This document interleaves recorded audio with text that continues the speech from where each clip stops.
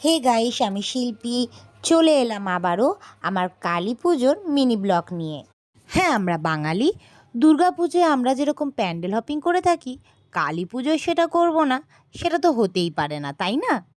তাই সবাই মিলে রেডি হয়ে আমরা বেরিয়ে পড়েছিলাম মিশন প্যান্ডেল হপিং কালী ঠাকুরের। আর কালী পুজোর দিনে জানো তো, প্রতিবারই আমি কালো বা লাল কালারের শাড়ি পরতেই প্রেফার করে থাকি। আর এবারেও তার অন্যথা হয়নি। আমি কালো শাড়ি পরে বেরিয়ে গেছিলাম সেজেগুজে প্যান্ডেল হপিংয়ের উদ্দেশ্যে। এই যে দেখো, এই প্যান্ডেলটা কেষ্টপুরের প্যান্ডেল, খুবই সুন্দর, মিষ্টি হয়েছে। আমার তো বেশি ভালো লাগছে এই পুচকি কালী মাকে, কি মিষ্টি লাগছে না দেখতে।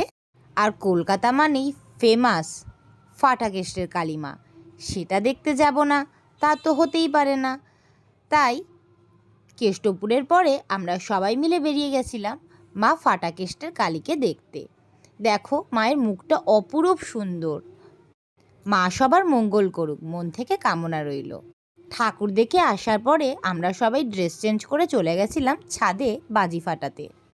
কালী পুজোর দিনটা বাজি ফাটিয়ে প্যান্ডেল হপিং করে আমার তো বেশ ভালোই কাটলো।